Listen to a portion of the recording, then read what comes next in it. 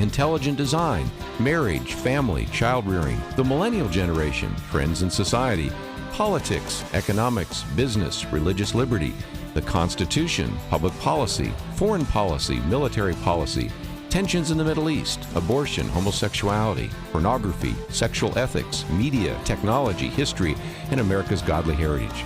We talk about anything that affects your faith, your family, or your freedom. So don't go anywhere, because Point of View starts right now.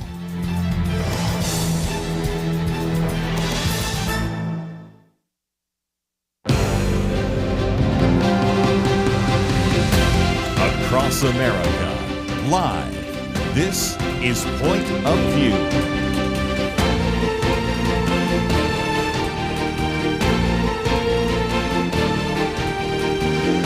And now, Kerby Anderson. Thank you for joining me. We're going to spend an hour today talking about two topics we've addressed before, caregiving and special needs, and I think you will certainly appreciate that. In terms of caregiving, if you aren't a caregiver right now, you will be. And if you don't have a child that has a special need, you probably know someone in your sphere of influence that would benefit from this. So I hope that as we go through this, you might think about taking the podcast and sending it on to them as well. This is a topic we have dealt with before. You might remember the interview we did a while back with Pastor Conroe Bales about his book, Counted Worthy, and we talked about some of the special needs issues there, and certainly we would encourage you to go back and find that on our website. But we bring to the microphone two individuals that certainly will be helpful to us today. First of all, Jessica or Jess Ronne, who is an author, caregiver, also the host of the podcast Coffee with Caregivers. She is also the associate producer of a documentary, which you might want to see, called Unseen, How We're Failing Parent Caregivers and Why It Matters. We, of course, have a link to JessPlusTheMess.com on the website. She's the founder of the Hope Farm. I have a couple of her books here. First of all, The Sunlight Burning at Midnight. I think many of you may have also seen the book Loving with Grit and Grace, but we're going to be talking about this new book, which actually technically isn't released till next week, but you can order it right now, Caregiving with Grit and Grace. And she and her husband Ryan live in Holland, Michigan. So Jess, thank you for joining us today here on Point of View. Yeah, thanks for having me. Let's also introduce, of course, your husband Ryan Ronne, who is a husband, father of 8, and a special needs advocate, also an individual that we certainly want to hear from as well. So Ryan, thank you for joining us as well. Yeah, it's good to be here. Well, before we talk about you and Ryan, I think we have to talk about a few other individuals. Your second child, Jess Lucas, and then your husband, Jason, because all that happened before you actually even met Ryan. Can you kind of tell us the backstory? Yeah, I'll give you the Cliff Notes version. In 2004, I went to what I thought was a routine ultrasound appointment for my second child, and it was there that we were told that he had experienced a stroke in utero and there was very little hope that he would be born alive. He hung on the next couple of months, and he was born on August 12, 2004. And after spending a few weeks in the NICU, my husband Jason and I were handed our baby, and they said, good luck. I didn't even really focus on the fact that he might have special needs or his disabilities. I was just thrilled to be going home with my miracle baby, who I had assumed would probably die. And then a couple of years later, after having Lucas, we had our daughter Mabel. And a few months after Mabel was born, my late husband Jason began having all of these health problems, which was really strange. He was a personal trainer, a tennis professional, a gym owner, and nobody could figure out what was going on with him. And one night he passed out, and after a long evening in the ER, it was determined that he had a brain tumor. He would go on to fight brain cancer for 3 years. We would have another child in the middle of that battle, but ultimately he lost his battle with brain cancer on August 24, 2010, and I was a young widow with 4 children under 7 years old. Well, again, let's, if I can, then bring Ryan into that, because Ryan, you lost your wife to cancer, and then we put together a blended family. I might just mention also that there is another book, Blended with Grit and Grace, so just a whole series of books. But Ryan, I'd love to hear your story as well. Yeah, it's a little bit different, about the same time, though. Shortly after my third child was born in December of 2009.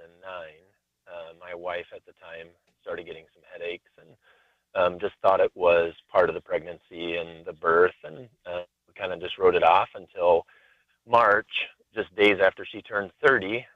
She finally did go to the doctor and found out that she had a brain tumor, and just a few months later, we lost her. So it was a very short battle with an astrocytoma, and it shocked us all. It was very quick and pretty painful at the time. And I still had I had 3 kids at home. The youngest was only 8 months old, and my oldest, I think, was just 6. So, yeah, it was tough. So again, what we're talking about are 2 individuals that understand what it takes to address caregiving, and certainly the loss of a spouse and grieving kids and the rest.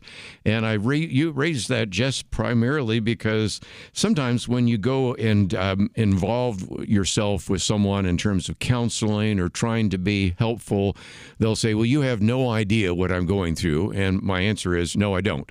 But I also can point you to some people that probably do have a little bit of an idea of what you've been through, because in some respects you're a fellow traveler, and you could have just walked away and said, look, I got too much here to say grace over, 8 children, a new husband, all sorts of other things that are coming, but nevertheless founded, of course, the Lucas Project and much more. So share a little bit about that vision, because before we get into some of the practical stuff, I want to know a little bit more about how all of this came to be. Well, the Lucas Project was born out of necessity, honestly. The thread has always been Lucas in our family, really, for everything that I've created. We were desperate for resources. We lived in rural Tennessee. Lucas was going through puberty. He was becoming very challenging, aggressive, behavioral issues, nonverbal, and we were drowning. We were isolated. There weren't resources, there wasn't support, and when Lucas was born, I promised him to one day start a nonprofit in his honor, always thinking that nonprofit would serve children. But as we were floundering so much as caregivers, I realized that somebody needed to help the caregivers. So I hopped online, Googled how to start a nonprofit, printed off the papers, and filled them out, and a couple weeks later, I was apparently a nonprofit founder. We started offering respite out of a local school district. They wanted to partner with us, so at once a month, we offered 5-hour chunks of time to special needs families so that they could take a break. And we also took advantage of that time. We were just so desperate for some breathing room, for a date night, for a break. So again, everything we've created, the thread has always been us, our family, and our needs, and it's just so wonderful to see that it can also bless so many other caregivers and families out there as well. Let's take a break, and when we come back, we're going to continue our conversation. This new book out, Caregiving with Grit and Grace, and we have information about this. Of course, we also have a link to Facebook pages, Twitter links, information about the Lucas Project, information about the Ronne family, and much, much more. And again, this is just one of a series of books, which I've already mentioned. Of course, Sunlight Burning at Midnight, which was a memoir. Of course, we just mentioned Blended with Grit and Grace. And of course, this one, Caregiving with Grit and Grace. And of course, I might also point you to a couple of things. First of all, the podcast, and we have a link to that as well. Coffee with Caregivers, the documentary, Unseen documentary. And of course, we've also talked about the Lucas Project. And if all of that's coming fast and furious, the good news is we have all those links that you need on our website at pointofview.net.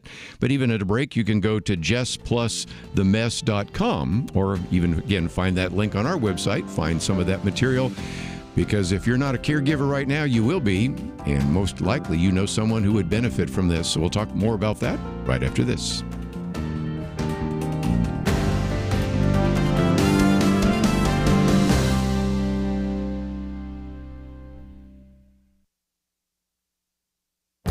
This is Viewpoints with Kerby Anderson.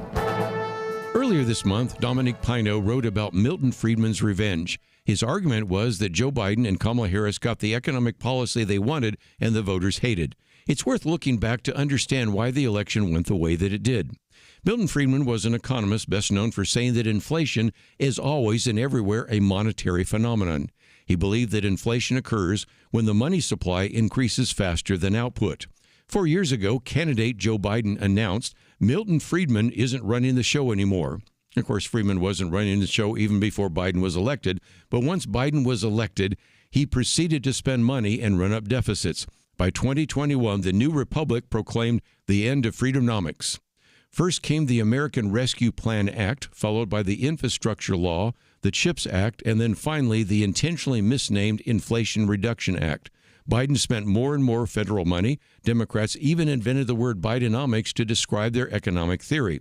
The Biden administration ran up budget deficits, which as a share of GDP were greater than those in the Great Depression. Rising inflation was inevitable. As I've mentioned in previous commentaries, economist Larry Summers warned that the American Rescue Plan would set off inflationary pressures of a kind we have not seen in a generation. Someone should have paid attention to him since he served as Barack Obama's Treasury Secretary, but his warning was mocked. He was right, and the skeptics were wrong. When voters were given an opportunity to express their opinion about Bidenomics, 2/3 of voters at the exit polls said that the economy was not good or poor. That is why we call this Milton Friedman's Revenge. I'm Kerby Anderson, and that's my point of view. Go deeper on topics like you just heard by visiting pointofview.net. That's pointofview.net.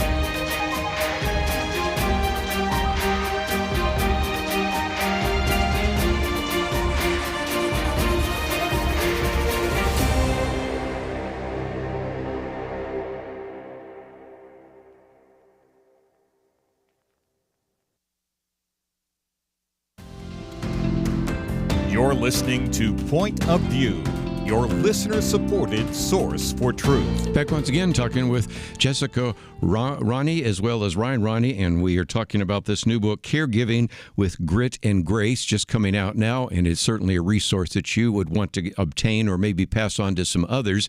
Before we get to the book, though, Ryan, let me come to you for just a minute because I introduced you as a special needs advocate, and I've said that parents of special needs fit into one of two categories: those who were surprised by the special needs challenge and those who knew what they were getting themselves into. And I think you fall pretty much in that second category.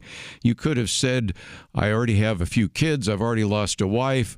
Do I want to take on a blended family challenge and a special needs challenge? But you step forward anyway. Can you share a little bit about that? Yeah, that's a deep one. I fell in love with Jess. And that's really all that mattered to me. Now, it was a difficult time, and honestly, my kids were young, and all the advice I got from people around me was try to get yourself happy, and your kids will follow suit. And I just remember a conversation with my oldest son who just took me aside just months after his mom had died and said, "Dad, when are we going to get a new mom?" I mean, and this was just weeks or just maybe even 2 months after she had passed away, and it just totally took me off guard. And so I started praying about it, and I just said, God, when it's time, just show me the way. And fortunately, it was so fast, almost a whirlwind, that I actually met Jess just a month later or so, and the rest is history. But when I met her, I actually came out to visit her, and Lucas was downstairs, and yeah, he's got severe special needs, but I just sat next to him and just recognized that he needed a dad. I mean, just as much as my kids needed a mom, and it didn't really change my perspective at all. He needed to be loved just like Jess did and just like I did. And so I just followed God's will, and it led me down a beautiful path. We talk about beauty from ashes all the time, and it's absolutely that way for us. Just great story. Well, Jess, let me come to you because I've already introduced the fact that this is sort of like a series. You have Loving with Grit and Grace, blended with Grit and Grace, but this new book, Caregiving with Grit and Grace. And I love the way you've put it together. It's kind of a devotional book. And so, again, if you've seen some of these other books that are kind of devotional format, a little shorter in some of material, but you use the seasons. I've always believed that we should get back to the rhythms of nature. That's what the Bible certainly encourages us to do. So you, of course, have 100 days of hope and encouragement, 25 for winter, 25 for spring, 25 for summer, 25 for fall. But talk about this, because this is an attempt to really share not only your own experiences, but to pass on spiritual lessons you've learned as you've worked your way through some of these seasons. Yeah, I've just always found that my life works in sort of a seasonal rhythm, as I think everybody's life really does. And in the book, they're just short, 5-minute reads that hopefully encourage and bring hope to caregivers. And the winter season represents the diagnosis or the news that sort of slaps you across the face with the cold, hard truth when you learn that your loved one will need care. And spring represents kind of getting into the groove of this caregiving journey and what that might look like. And summer is when the intensity rises and things become very challenging again. And for us, that season was with Lucas when he began to go through puberty. And we saw so many changes with him. And then fall is kind of this resignation of the surrender to God's will for your life and for your loved one's life, and accepting, what is and what is not. And just continuing to be obedient to whatever that journey is going to look like for you and your loved one. And again, I love how you tie all together. Winter season, of course, represents the death of a dream or a hard truth of a diagnosis. Of course, we just mentioned spring, sometimes some of those issues. Summer, hot and heavy. And then finally to the fall, representing finality, maybe death, remission, resolution, whatever it might be. But in your introduction, you also quote from Oswald Chambers. I won't quote the entire piece, but he really asks a very important question. Why shouldn't we go through heartbreaks? Through these doorways, God is opening up ways of fellowship with His Son. Most of us fall and collapse at the first grip of pain. We sit down on the threshold of God's purpose and begin to address those issues. And in a sense, what you're trying to do is each day give a scripture verse, then give some perspective, and then at the end, maybe some kind of short prayer or short comment. And so how would you recommend that people might use this in a way that would be helpful to them as they're going through the very difficult time of caregiving, which seems to last for so long and sometimes never seems to have an end point to it? I think the book could be used in a number of ways, honestly. My husband's reading it straight through right now. So it reads kind of like a memoir as well.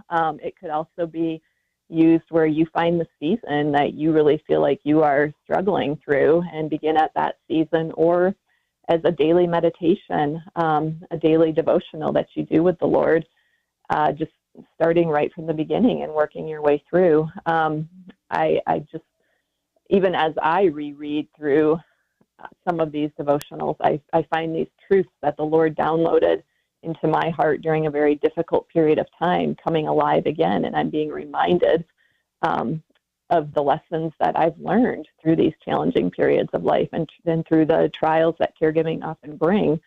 And even as I wrote the book, we were creating a group home for our son Lucas, and the book almost became God downloading His love letter to me as I was grieving and processing the fact that I wouldn't be Lucas's primary caregiver anymore. And in turn, it's become a downloaded love letter to caregivers in the world, as I faithfully wrote down what the Lord was putting in my heart. Well, again, I think it is oftentimes falling on the woman to deal with that. I remember about 2 decades ago, now it's almost been 3 decades to think about this. I pointed out the time when you were looking at baby boom women that said that they would probably spend more years taking care of elderly parents than they do of their children. When you add in that, for those of us that have children with disability, that may certainly be taking case in a very significant way. And so the burden that comes, especially oftentimes on the mother or the daughter, is, I think, very significant. But just before we take a break, I thought, Ryan, I wanted to get your thoughts. You're reading through the book. We're just now seeing it, just coming out in press. And I think it's, I've seen some of the interviews Jess has done on other talk shows, but it seems to me that you have had a chance to read through it even better than I have or anybody else. What's your reaction to some of the things happening there? Well, I've actually finished her book. It definitely didn't take me 100 days. It's hard to put it down, to be honest. It was a reminder often. I remember those devotions coming to her, and they just poured out of her. I mean, it was a God thing. I just watched her just put her head down, and it just poured out of her. And it was pretty remarkable to watch how fast it came to her, and they're beautifully written. But I think the main takeaway I got from it is it gives caregivers at any level permission to grieve. It gives you permission to get angry. Yes. It gives you permission to be sad and lonely and isolated. But as long as you keep in mind that there's light at the end of the tunnel, and I think if we keep our eyes on God, everything is manageable, because we know we come out in the end, and maybe not on this earth, but we do get a beautiful answer in the end. And I think the book really promotes that. Let's take a break, and then we also open up the phones. Perhaps some of you have some comments or questions. 1-800-351-1212. But as we go to our break, let me suggest a couple of things. You might want to go to the link that we have there, JessPlusTheMess.com, or you can find some of the other links there as well, because we do also want to talk after the break about the Lucas Project. As you go there, you'll realize that there are some things that you can purchase or donate that might help that Lucas Project. There's a way in which you can find out more about the podcast, find out more about the blog, maybe even schedule them to come and speak. For example, Jess, I know, is available for speaking, so all of that is available at the website. So I thought we'd come back and work through some of the material on the website. So during a break, be a good time for you to check on some of that as well. And as we open up the phones, 800-351-1212, don't forget you can find all of this at our website, pointofview.net, including some of these links and resources. And if you would certainly appreciate the kind of conversation we're having today, you might even click on that button that says donate to support this ministry, or even click on the button that allows you to send this podcast to someone else. We'll take a break, come back with more right after this. In 19th century London, two towering historical figures did battle, not with guns and bombs, but words and ideas. London was home to Karl Marx, the father of communism, and legendary Baptist preacher Charles Spurgeon. London was in many ways the center of the world, economically, militarily, and intellectually. Marx sought to destroy religion, the family, and everything the Bible supports. Spurgeon stood against him, warning of socialism's dangers. Spurgeon understood Christianity is not just religious truth, it is truth for all of life. Where do you find men with that kind of wisdom to stand against darkness today? Get the light you need on today's most pressing issues delivered to your inbox when you sign up for the Viewpoints commentary at pointofview.net/signup. Every weekday, in less than 2 minutes, you'll learn how to be a person of light to stand against darkness in our time. It's free, so visit pointofview.net/signup right now. pointofview.net/signup. Point of View will continue after this.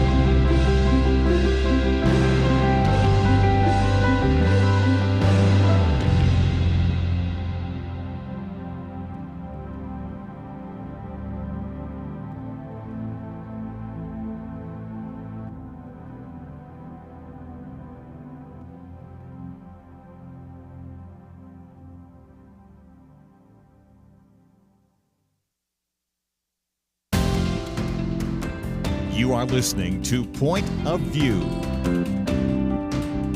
The opinions expressed on Point of View do not necessarily reflect the views of the management or staff of this station.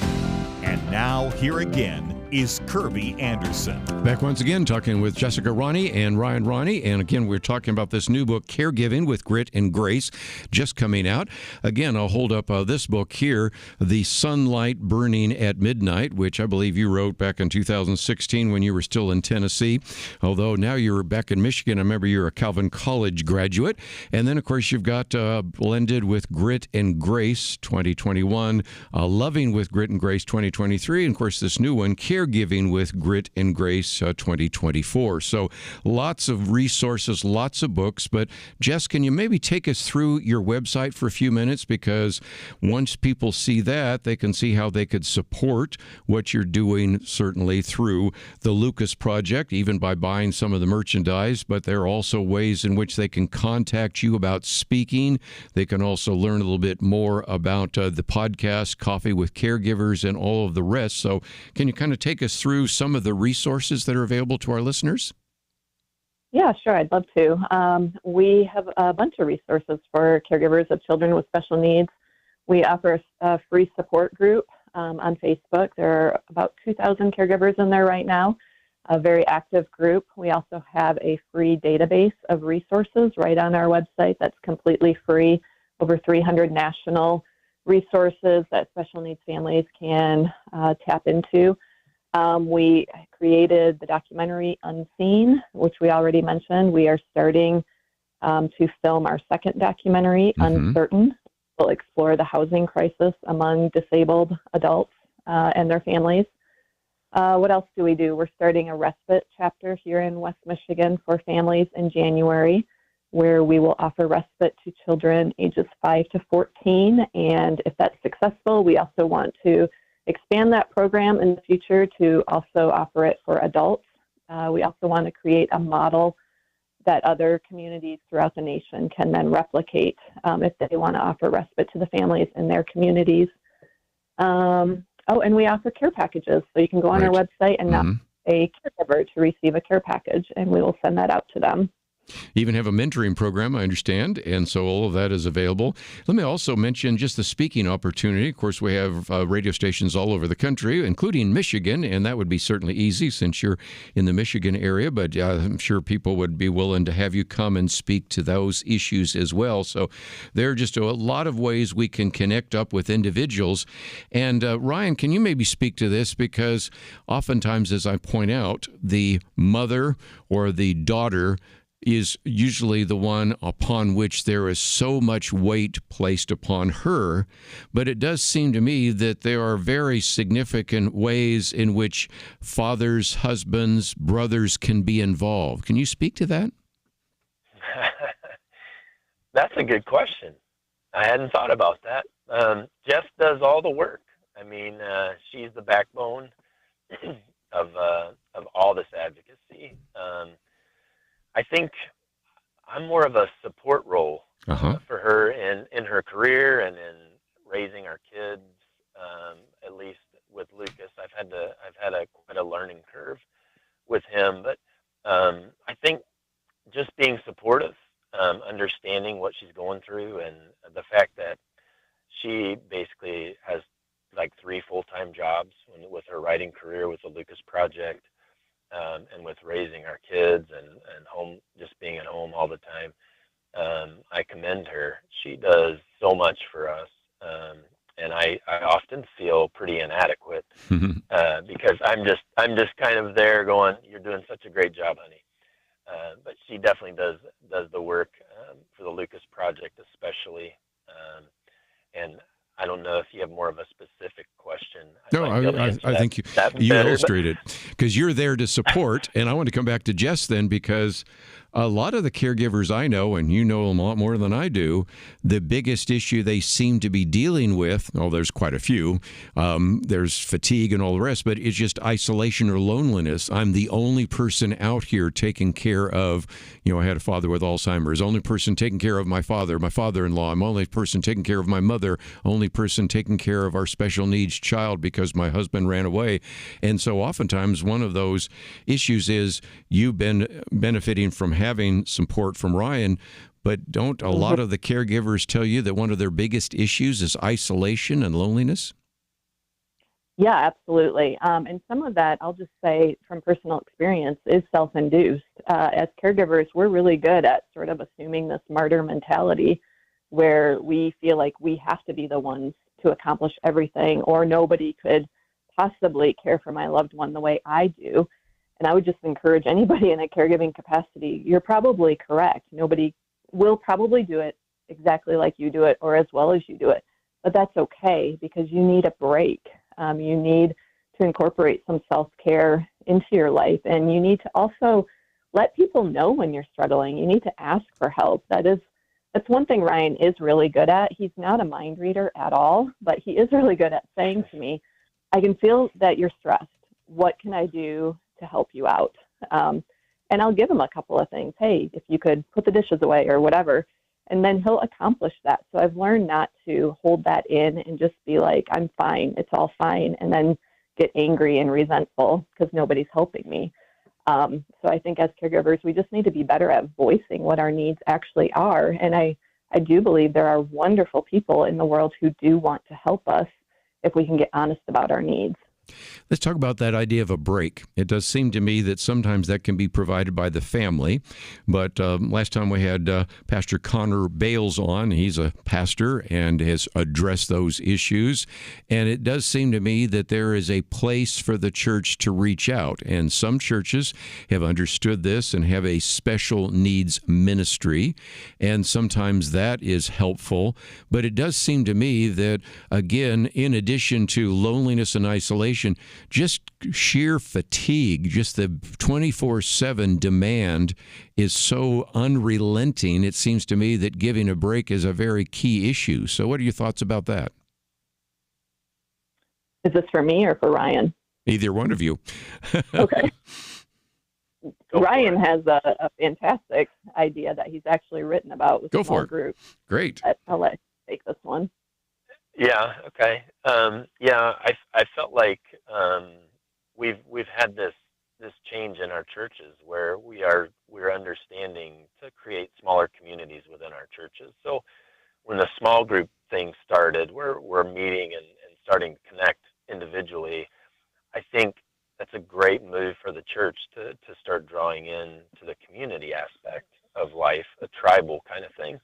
And I think if we were to utilize that to kind of adopt these families that are in crisis, especially those families that are in desperate need of help, if these small groups could get together and maybe adopt a family and say, we'll sit with your child for a few hours, or even if they were just to go over and interact with the child while the family's there, just to kind of take that edge off, because I think most families are just afraid. They're not going to know how to handle the situation. They don't know what to expect, and sometimes the best way to overcome fear is just to face it head on. And I think that's a great first step within our churches, is if people just start to see what we're dealing with behind the scenes. Watching that documentary, Unseen, I think is it still available on the weekends, honey? I'm not sure, for free right now, but it's something that you should watch. It kind of takes you behind the curtain of what we deal with on a regular basis, and I think it would enlighten a lot of people, especially within the church. Yeah, I might just mention again, it's called Unseen, and of course, not only does it feature Jess, but she's the associate producer. Came out in 2022. I'm also looking forward to the other one, Jess, that talks about the issue of housing. First of all, we oftentimes on this program talk about the housing issue just generally, but then when you get down to special needs, of course, there are some very unique and special needs, and that is, I think, so important, and that's one of the reasons why you have this new documentary coming out, I guess, next year. Yeah, the housing issue is the one that keeps parents like me awake at night. Like, what happens to my loved one when I die, or I'm no longer able to care for him or her? And that was the reason we actually moved back to Michigan, my home state, is because it was our understanding that there were more housing options here. Yes. Although when we got here, we found out that that was not true. And the only way you're bumped to the top of the wait list is if you die or something horrible happens to either you or your spouse. As long as you are capable of caring for your disabled loved one, the expectation is that you will continue to care for your loved one. Yeah.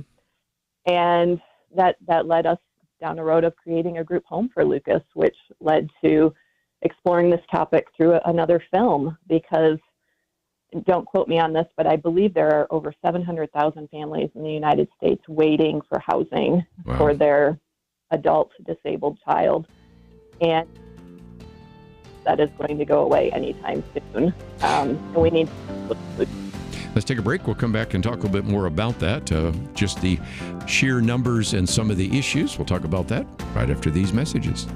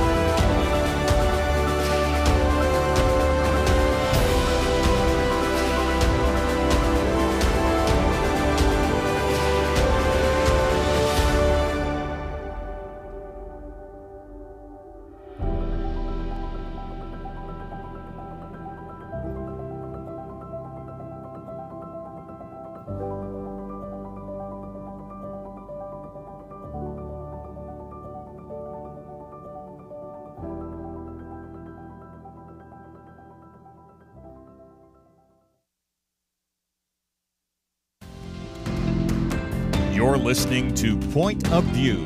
your listener-supported source for truth. Back for a few more minutes, let me just mention again, one of the reasons we're doing this is that if you go to thelucasproject.org, it reminds us that we have about 16 million or more people in the United States who are caregivers to a child with special needs. You just, of course, heard Jess talk about hundreds of thousands, I won't say the 700,000, but hundreds of thousands of families looking for housing, and that is a very significant need. But just for the few minutes we have remaining, let's talk about this other link that we have there, thelucasproject.org, because what this is an opportunity for you to really care for the caregivers. So what kind of resources are available? You've mentioned a little bit of that and certainly talked about the resources that are printed, but I know that you have things like a retreat and you have various kinds of mentoring programs and all sorts of other resources. So, Jess, can you talk a little bit about that? Because we got respite days and care packages and so much more. So talk about what is available to some of our listeners. Yeah, we also have a caregiver retreat coming up next April 26th, 2025 here in West Michigan. That will be a day of rest, rejuvenation, and renewal.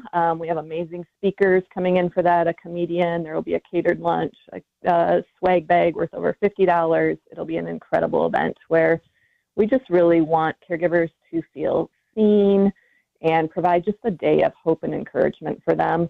And as you mentioned, we have respite days coming up in January. Those will be monthly days offered. Again, a 5-hour chunk of time for families with special needs children. And I personally offer mentoring sessions for anybody who is interested in learning more about how to create housing for their loved ones.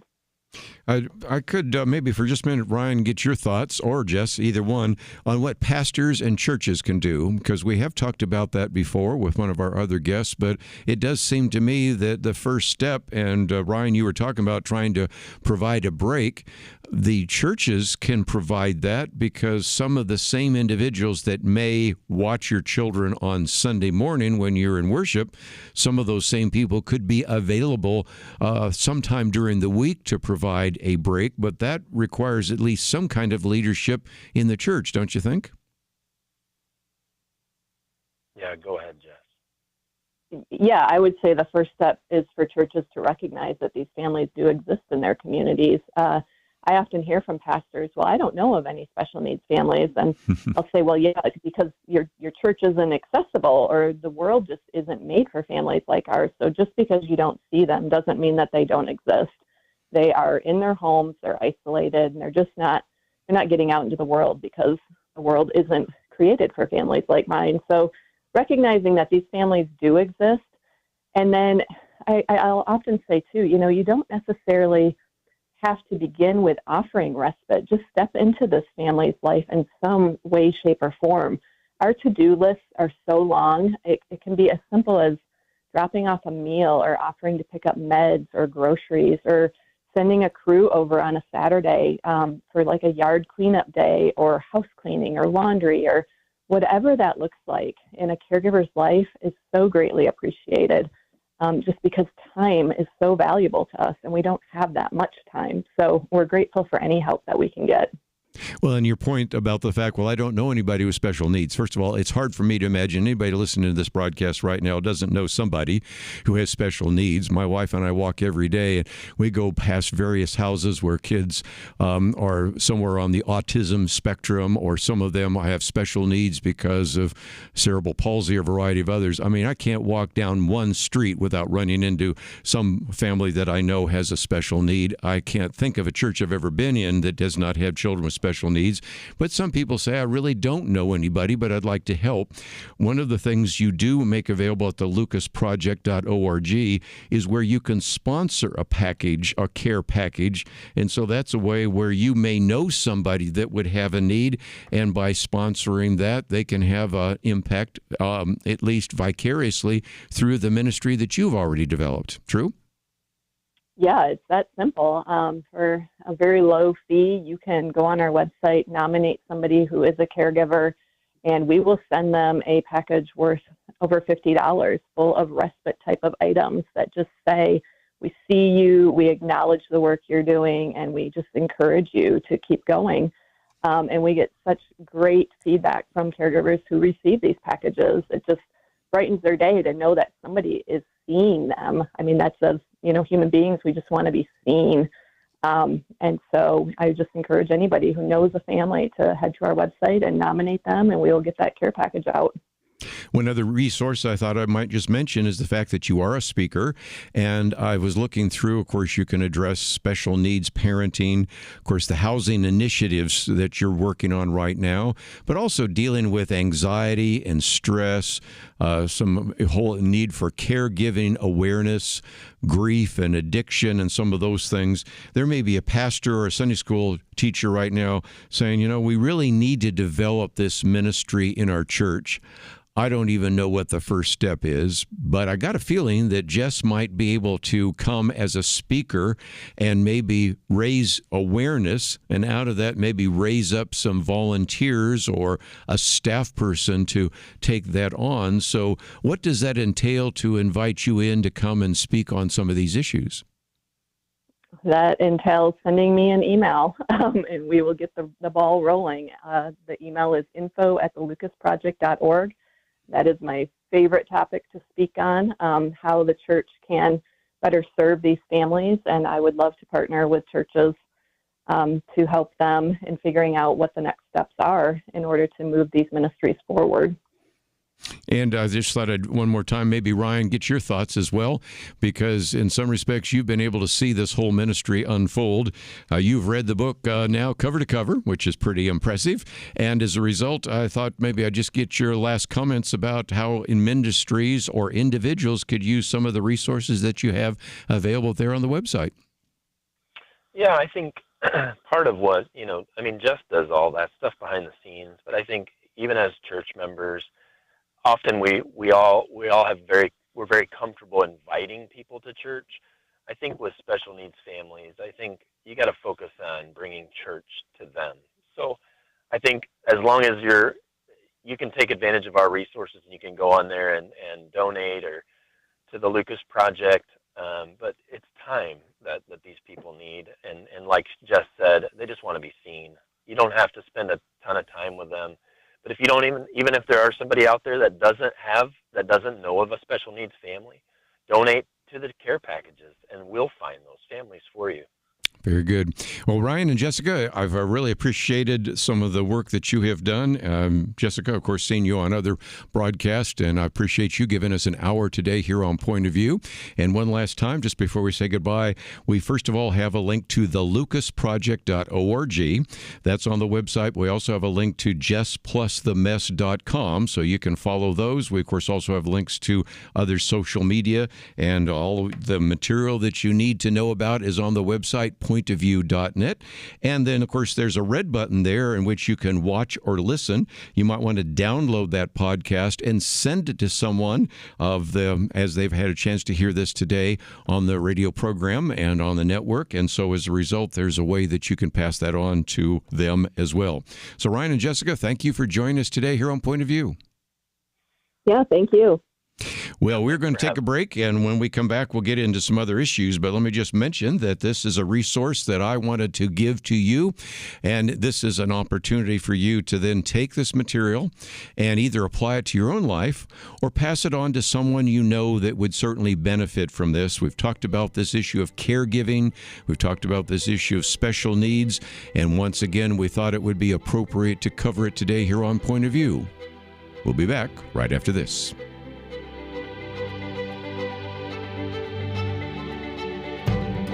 It almost seems like we live in a different world from many people in positions of authority. They say men can be women and women men.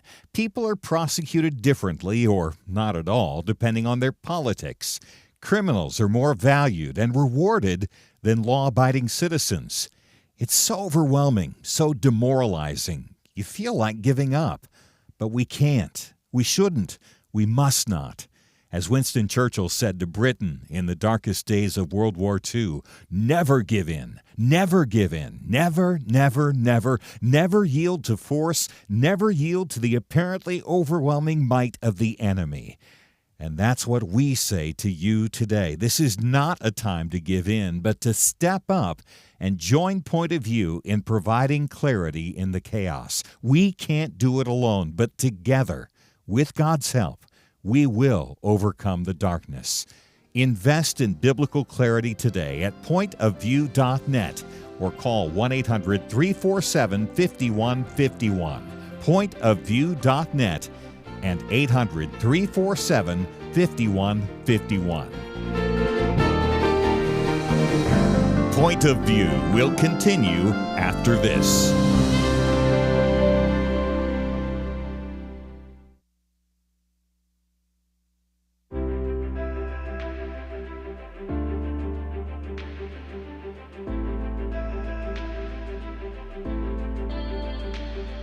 I really appreciate your program. I don't get to listen to it every day because I have to work, but it's really a blessing to me and to all of us.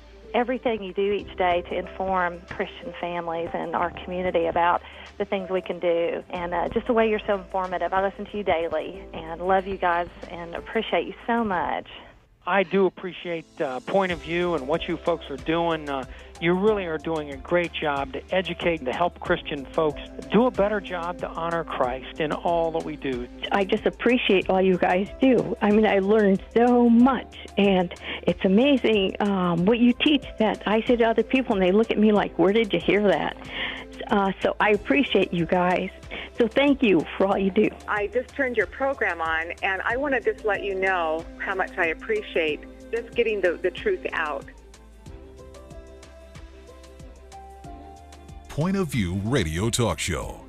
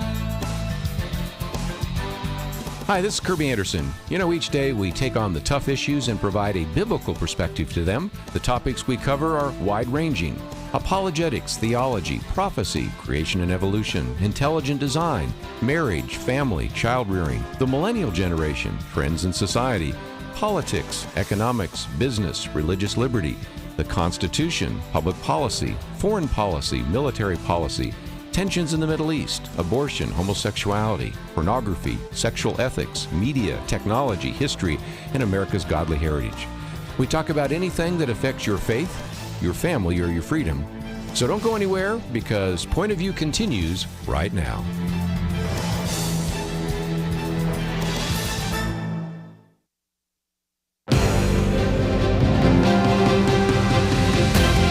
Across America, live. This is Point of View.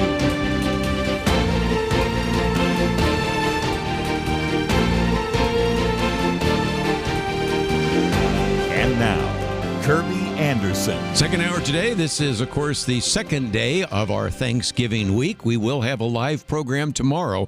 Matter of fact, you won't want to miss the conversation we're going to have with Dr. Scott Coulter, and he will be in studio with us in the second hour, so you'll be able to hear from him, and I hope some of you will be listening, even if you're driving off to your Thanksgiving event.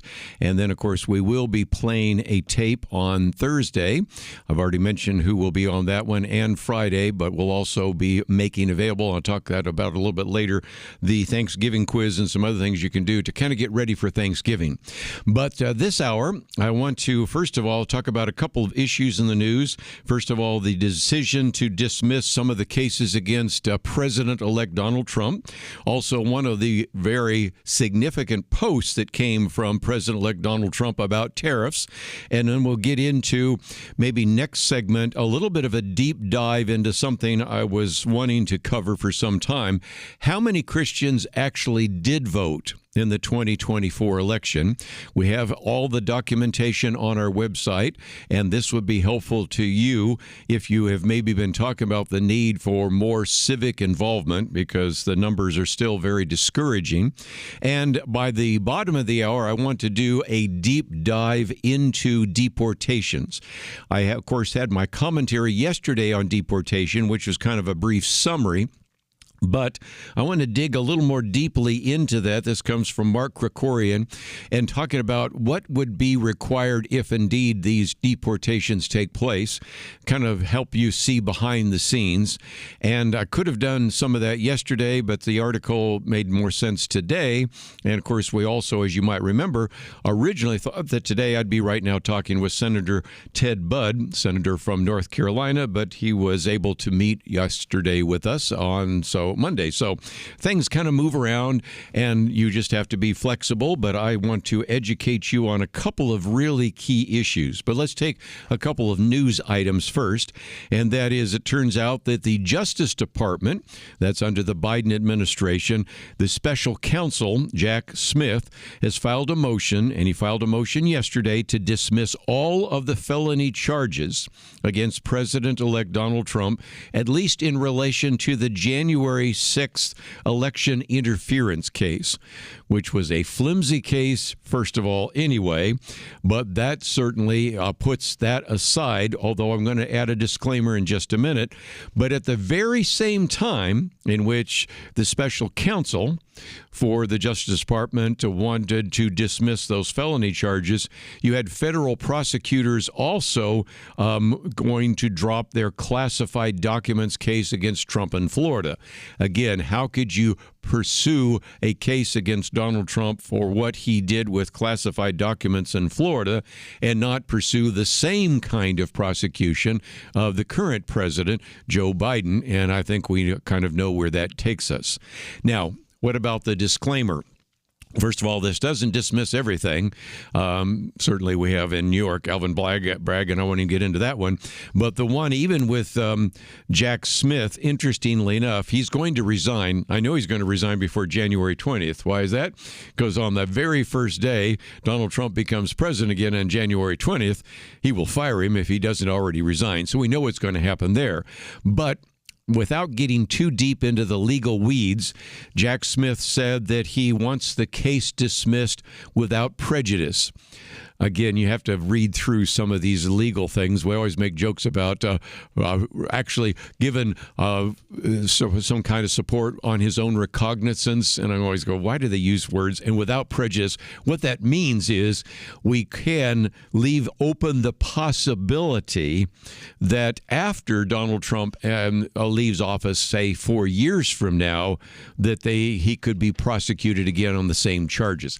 Don't think that's going to happen, but just again, some of those little footnotes are hanging out there, which I think just illustrates the point as to the fact that there just seems to be this unrelenting attack on the president-elect. Also, back to what happened in the case out of Florida. In the classified documents case, federal prosecutors announced they would drop the charges in Florida, ending at least that particular issue.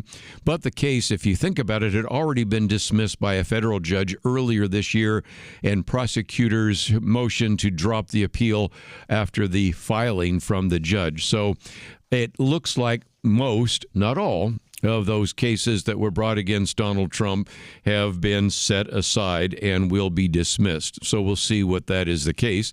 And of course, you might remember on a couple of months ago when we had Dr. Merrill Matthews in studio on our Friday weekend edition, he said, well, is it possible that the president could actually execute his duties from jail or from prison? I didn't think that was going to happen, and now you don't have to ask that question, but it's an illustration, again, of some of the attacks that have come against this president. Let me, for just a minute, mention something which maybe we'll get into more detail tomorrow, because it's quite possible Scott Coulter can get into that. But the president elect has actually posted something rather dramatic, and that is he wants to increase tariffs dramatically against both Canada and Mexico. He wrote, quote, as everyone is aware, thousands of people are pouring through Mexico and Canada, bringing crime and drugs at levels never seen before. Right now, a caravan coming from Mexico composed of thousands of people seems to be unstoppable in its quest to come through our current open border. Donald Trump says that on January 20th, as one of my many first executive orders, I will sign all the necessary documents to charge Mexico and Canada a 25% tariff on all products coming into the United States and its ridiculous open borders. This tariff will remain in effect until such time as drugs, in particular fentanyl, and all illegal aliens stop this invasion of our country. Both Mexico and Canada have the absolute right and power to easily solve this long simmering problem. We hereby demand that they use this power, and until such times that they do, it's time for them to pay a very big price. No one can actually argue that Donald Trump doesn't take strong actions. And then he goes on, if you haven't seen this, to also say that in his talk with China, and in particular about their drug smuggling, if you will, in particular fentanyl, he's also said that he would charge China an additional 10% tariff above all the additional tariffs. And so, again, you might say, is this a bluff?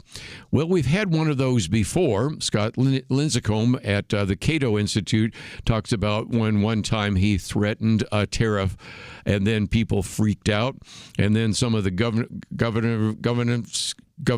governments and companies began to scramble to deal with that, and it turned out to be a rather costly charade. But this time, the responsibility and the burden is placed upon Canada, Mexico, and China.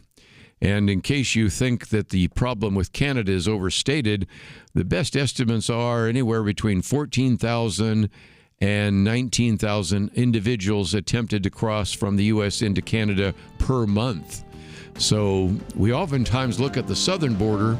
There's also a problem with the northern border. And we'll probably talk more about the tariff issue tomorrow. We'll come back with some other issues right after this.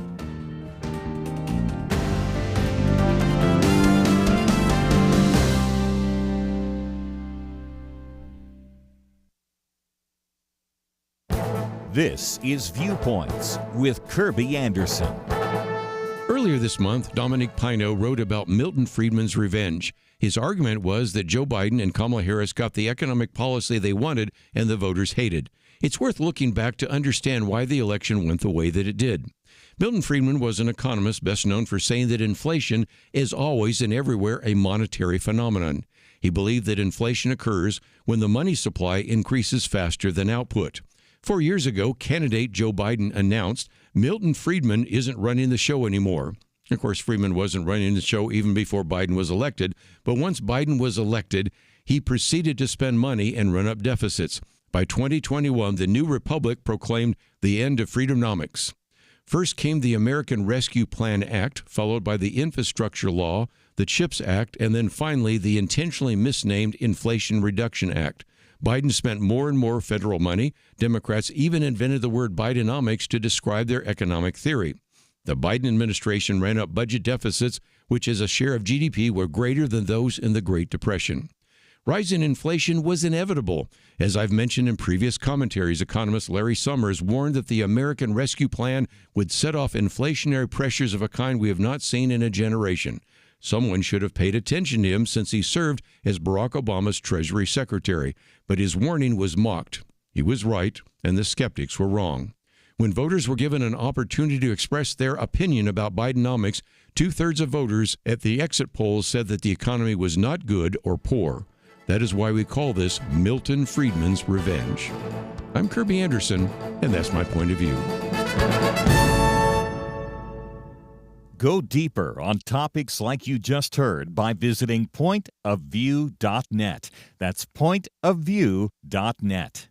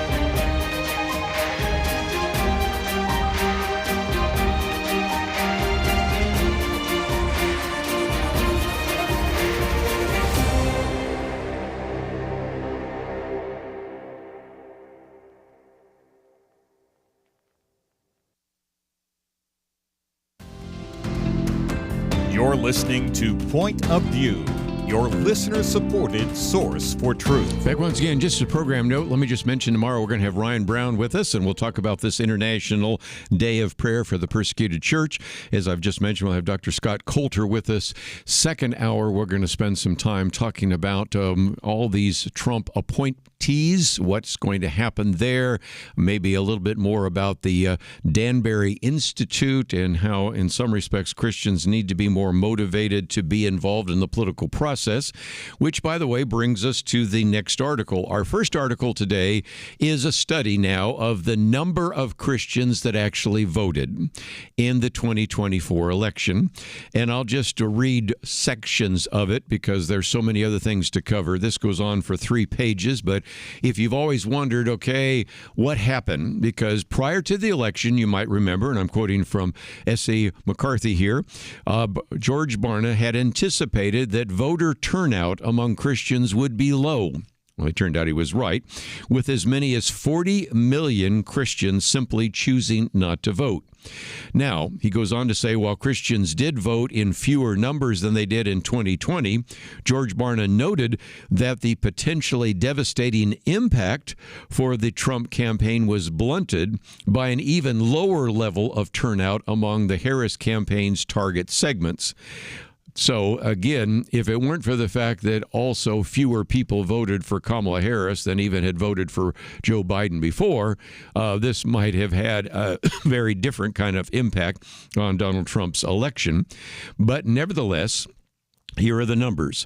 Overall, 56% of self-identified Christians voted in 2024, which, as George Barna has pointed out, was barely higher than the involvement among people aligned with non-Christian faiths. That's at 53%, but at least higher than among voting age Americans who have no religious faith. That's 48%.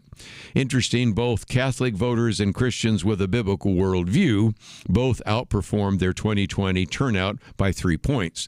In other words, he makes a distinction between people who call themselves Christians and Christians that have a Christian worldview. That's kind of a smaller circle inside of a larger circle. And it would not probably surprise you that an individual that listens to point of view, or an individual that goes to church and has worked to develop a biblical worldview, probably would take more seriously their responsibility to go out and vote. But still, even if you add that 3% to the 56%, you're still back to only 60% in round numbers that actually vote. And again, the question I always have is, what is wrong with the other 40%? And you can begin to see that we have some real issues that need to be addressed. And we will talk about a little of that tomorrow with Scott Coulter. But let me go on and point out that if you look at the vote for Donald Trump, among the approximately 75 million votes that Donald Trump has been able to get in the 2024 election, more than 3/4 of them, that'd be 78%, came from the Christian community. So that was, I think, very significant. One other element, and again, I could read through this entire material, but there's other things to cover. One other thing that was very interesting is the majority of Christian voters also identified their religious belief, and as a result, their religious beliefs, also the difference in the party platforms, and maybe the inside of their family as some of the biggest impacts on their choice of candidates. So here's maybe a takeaway. An individual that has a Christian faith, who maybe has taken just a little bit of time to study the party platforms, and we have now taken off the election 2024, but of course you might have found it before, but again, the link is very easy. There was a stark difference between the Democratic Party platform and the Republican Party platform, and then some of the family members were the case. I've suggested to you before that you may have a young person in your extended family. You may be having Thanksgiving dinner with them on Thursday or Friday. You might even ask, did they vote? And if they did not, talk about why it would be important for them to vote, and we can see that those are important. And so one last comment from George Barna. He said, consistent with the patterns established, Trump voters were more than twice as likely as Harris voters to identify their religious faith as a major influence on the candidate of choice. So there are just a couple of obvious takeaways, and this 3-page summary reminds us that, yes, we did have a number of Christians turn out to vote, but you can either look at the glass half full or half empty. Half full, okay, especially among those individuals who were Christians with a biblical worldview, they had a higher percentage who voted.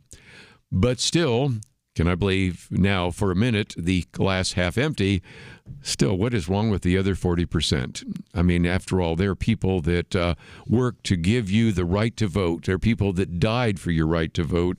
And here, just the lackadaisical attitude is still a puzzle to me, but it's one more thing we will be talking about, no doubt, in the future here on Point of View. But let's, if we can, talk about a few things that will maybe change with the election of Donald Trump. The first I want to talk about before the break, the second one will be the issue of deportations. Well, one of the other ones that will be addressed, both by Donald Trump with executive orders and also by Elon Musk and Vivek Ramaswamy, is to address the issue of wokeness, or DEI. This article by Mike Gonzalez and Armand Tooley says that the electorate has rejected wokeness should be obvious by now. Donald Trump's most effective campaign ad featured the tagline, Kamala is for they, them. President Trump is for you. Even the liberal New York columnist Maureen Dowd wrote after the election that woke is broke. And so now they make the case that, okay, it's one thing to identify the problems with woke theology, but it's another thing to actually address it. And they said the first thing is we have to define it. Woke means believing that America is riddled with inequities where not only its people, but the system itself is racist and in need of systemic overhaul. And so they point to one very key element of that, and it's called DEI. Diversity, equity, and inclusion. And those DEI measures, particularly in the government and in the academy, are actually created and have created an identity-based system in which people's immutable characteristics, not their choices, determine whether they're worthy of awards or punishments.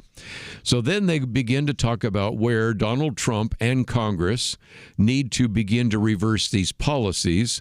Some of that will happen, of course, with also removing certain agencies through the DOGE, the Department of Government Efficiency.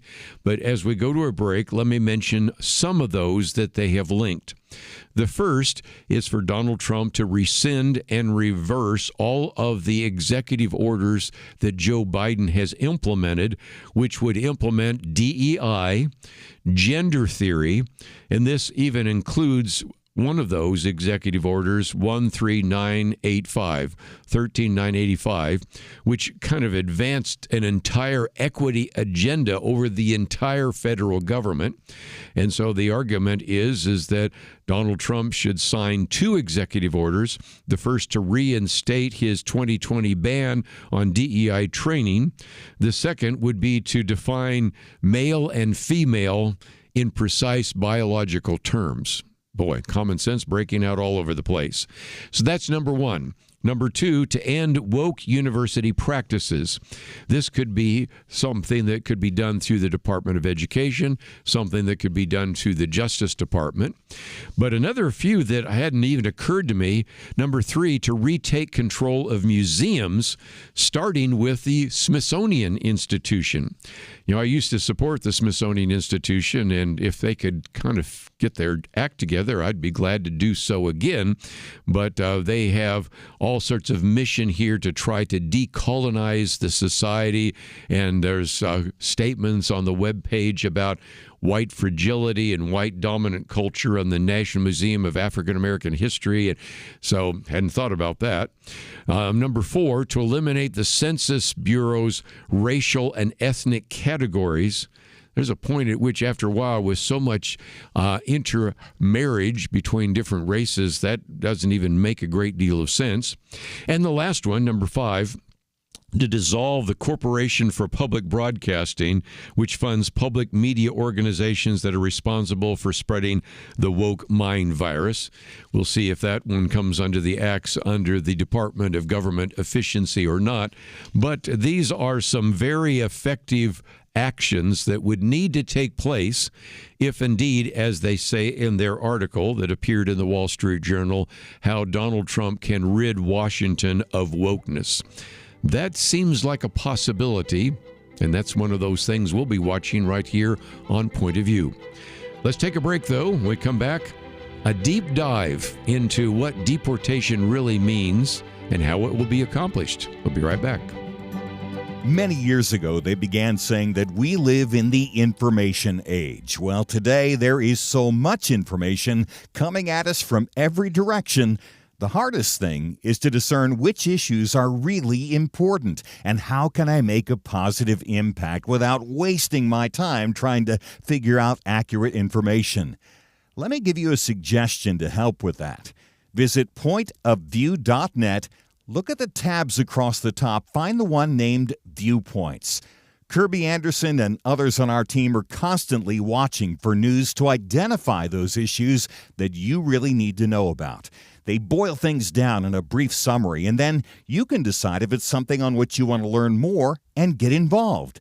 Again, when you go to pointofview.net, Click on Viewpoints. You'll see exactly what I mean. You'll see the issues that we are covering right now.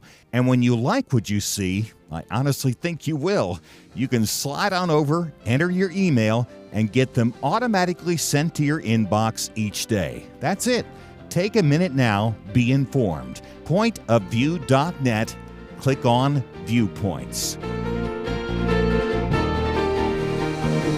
Point of View will continue after this.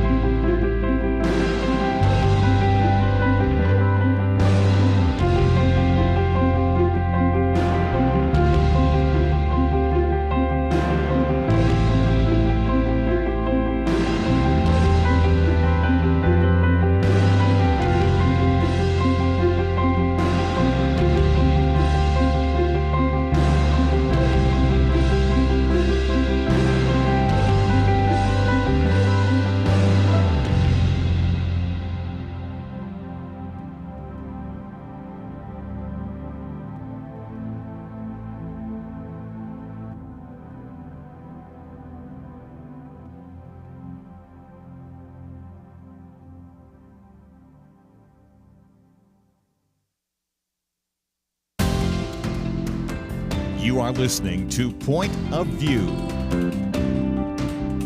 The opinions expressed on Point of View do not necessarily reflect the views of the management or staff of this station. And now, here again, is Kerby Anderson. Last half hour, we're going to spend some time talking about immigration and deportation in particular. Might hold up this booklet. I looked at it and I realized I wrote this 6 years ago on a biblical view on immigration. It is time to update it for a couple of reasons. First of all, it didn't really talk about the issue of deportation because the goal here was primarily just to talk about the really conflicting kind of ideas about this. Because on the one hand, as Christians, we support individuals that actually follow the law. And so there are a lot of passages that talk about the fact in Romans 13 that we should obey those in authority and all the rest. But then, of course, we also have passages that talk about having compassion towards what are called aliens and immigrants and the individuals that travel through sojourners through the land. And so it was really just kind of a look at the biblical issue. But it's time to update it because, if nothing else, the issue of deportation is no longer just kind of hypothetical. It looks like it's going to be implemented in a rather dramatic way. What I'm going to do is kind of give you a summary of some of the material that we have posted by Mark Krikorian. He's been on the program with us before. It's been a while. And I think he has done a very good job of, in a sense, pulling the screen back, pulling the curtain back and talking about what is this really going to entail. Now, if you want to read something simple, my commentary yesterday on deportations just reminds you of the fact that while people are screaming about all sorts of people going to be dragged off the streets and everything else, that the newly designated border czar, Tom Homan, talks about a three-step process. Where does he get that three-step process? Well, it turns out that's actually been implemented as a document in the Biden administration called the Mayorkas Memorandum. And the primary focus would be, first of all, on national security threats, then on people with criminal records, and then others that might fit into any kind of threat. And so we are talking about the fact, and you're going to hear this number in just a minute, 1.2 million people in this country who came in here illegally that have had full legal due process. They've received a final deportation order from an immigration judge, and those are the people that would also be removed as well. So let's get into this. Along the way, I will occasionally show a map or a diagram that might illustrate that, but you can certainly follow some of the links. But he starts off with a wonderful quote, and he says, "Who said this? Credibility in immigration policy can be summed up in one sentence. Those who should get in, those who should be kept out are kept out, and those who should not be here will be required to leave." And he says, who said that? Donald Trump? No. Stephen Miller? No. Incoming border czar, Tom Homan? No. That was actually said by Barbara Jordan. If you're not familiar, she was the first African-American congresswoman from the South. She was probably best known for the hearings for Watergate. She was later named by President Bill Clinton to head up an immigration commission some 30 years ago, and that's what she said. But, of course, the lack of credibility at that time and the lack of implementing that has led to what we find ourselves in today. So Mark Krikorian says, look, we have entirely too many people in this country, especially individuals that are here that shouldn't be here, that we would want to remove.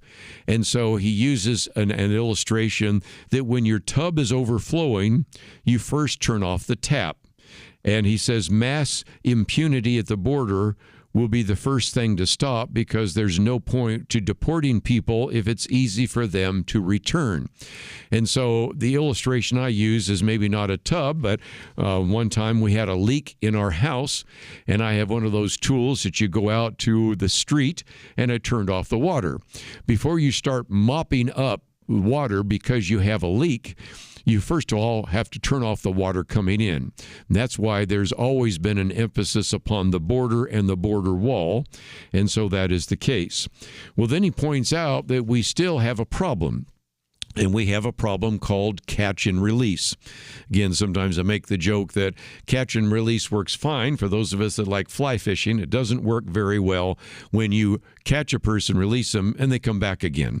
And so he says there are two ways to end the catch and release problem.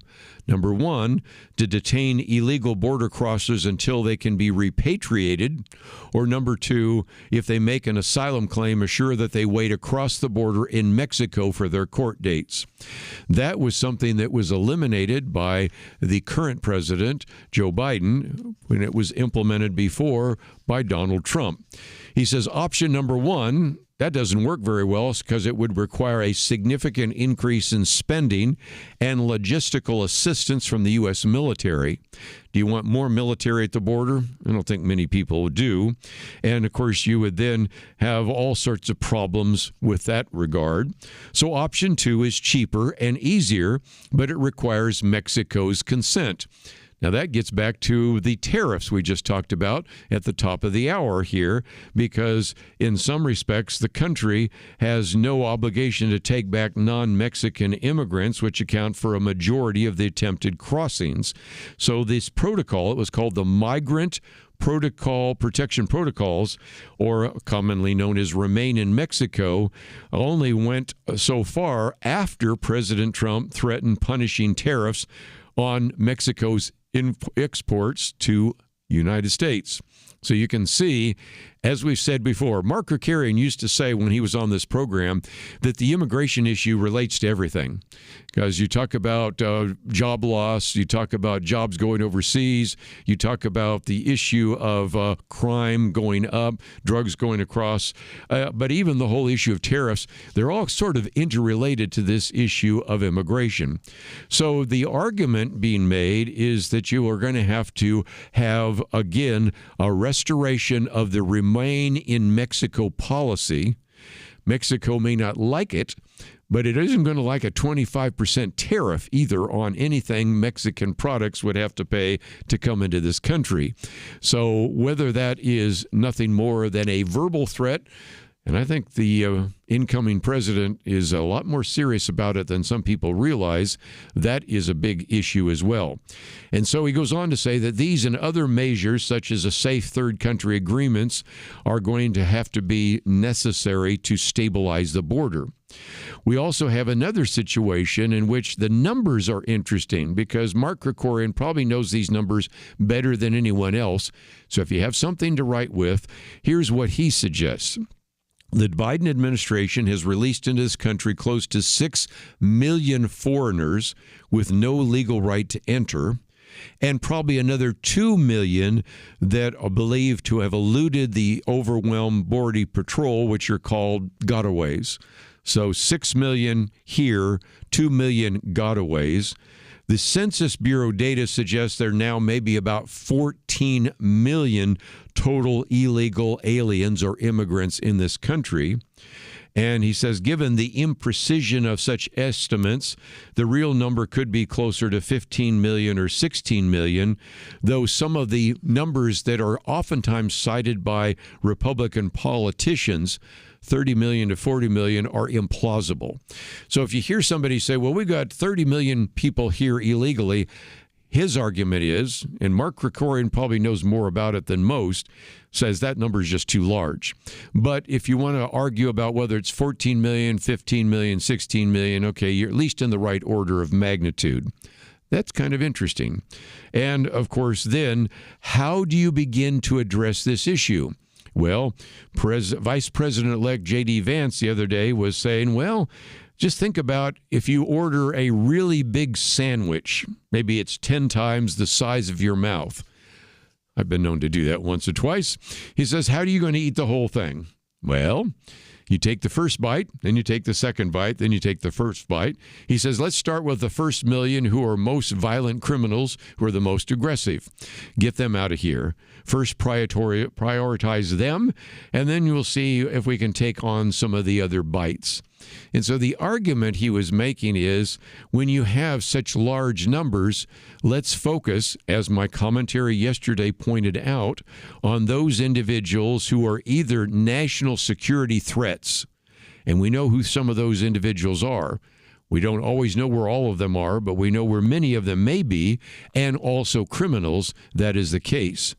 And so then I went after the break to talk about, well, then what about the second tranche, of the second layer of deportation of criminals. And that's where I learned some new material as well. But let's take a break. When we come back, we're going to talk about, first of all, some of the things that were done behind the scenes under Joe Biden's administration, and some of the things are going to have to be reinstituted in a Trump administration in terms of some of these deportations.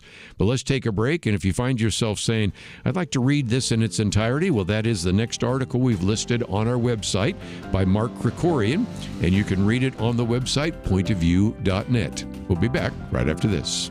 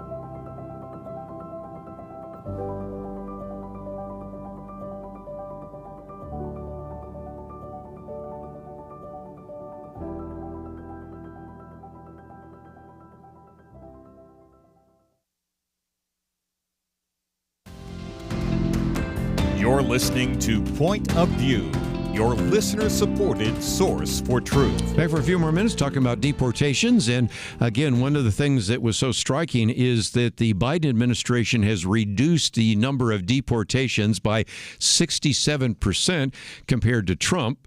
And as I've pointed out before, this is one of those little trivia points, the particular president who has deported more people than anyone else was actually Barack Obama. So when you compare the Biden administration to the Obama administration, the percentage is even higher. And it illustrates that one of the big obstacles, especially for both Trump and now Biden, of course, Biden has been unwilling to deport, is the sanctuary policies of many of these cities and states. By the way, not all of those, are run by Democrats. Most are, but not all. Let's be fair about that. And that, of course, limits the possibility of cooperation with ICE. And so that is the case.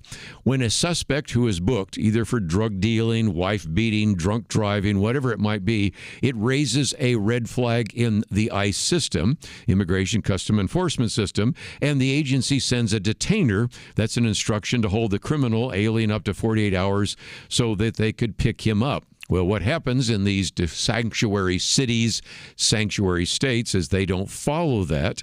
And again, under the limitations under the Biden administration that actually had issued 22,000 detainers, they were actually ignored. So that's still a big problem. But the good news is most of the nation's states, counties, and cities are not sanctuary cities or jurisdictions for criminal aliens. And so that is the case.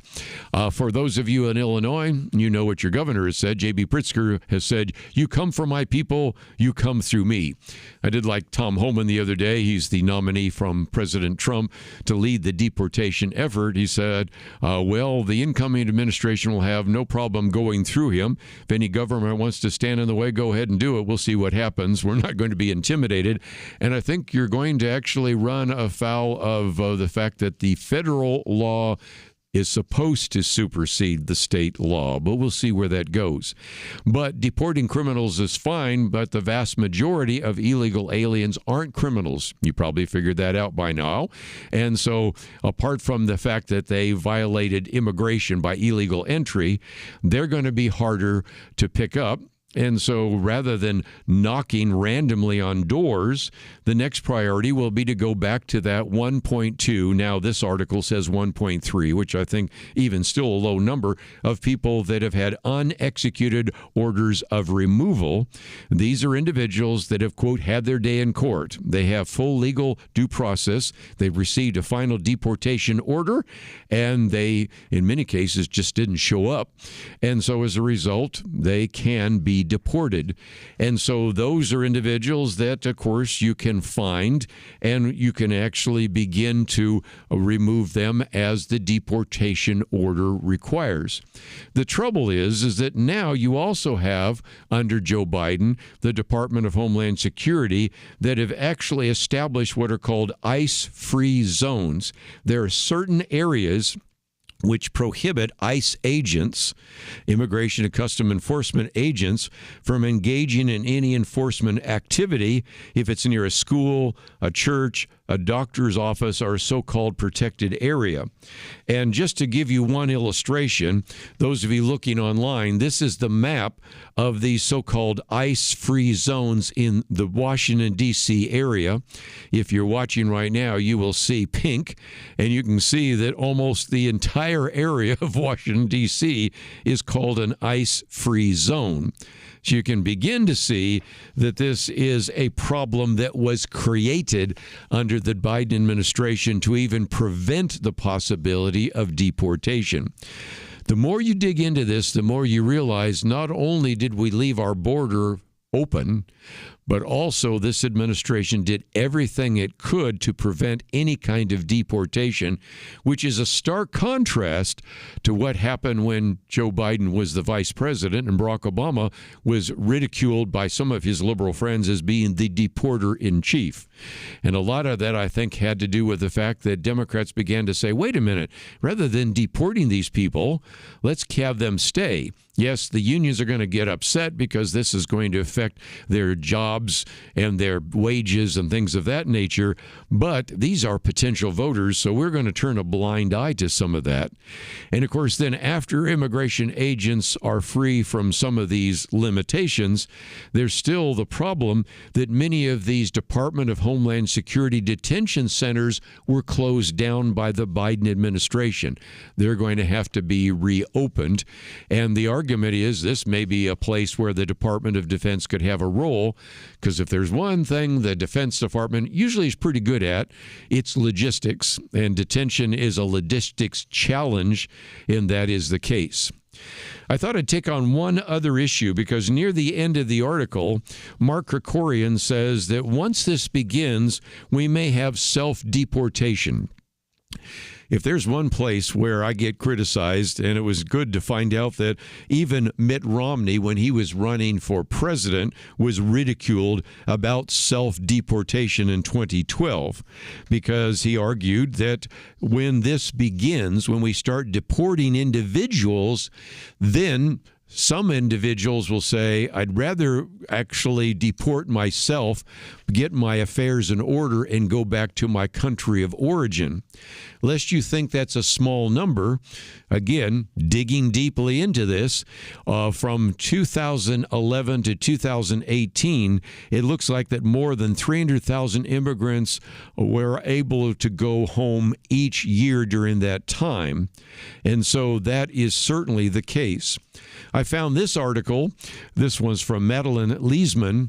Remember those Haitian migrants in Springfield, Ohio? Well, it turns out the immigrants, mostly from Haiti, I should say, Haitian, living in Springfield, Ohio, are leaving out of fear of deportation already, recognizing what will happen when President-elect Donald Trump takes office. One Haitian living there said that though this was supposed to be a temporary protected status, she personally knows of a number of friends and neighbors who've already left Springfield, Ohio, because after all, it's temporary. Temporary means temporary. Who knew? And so some of them are going back to Haiti in that regard.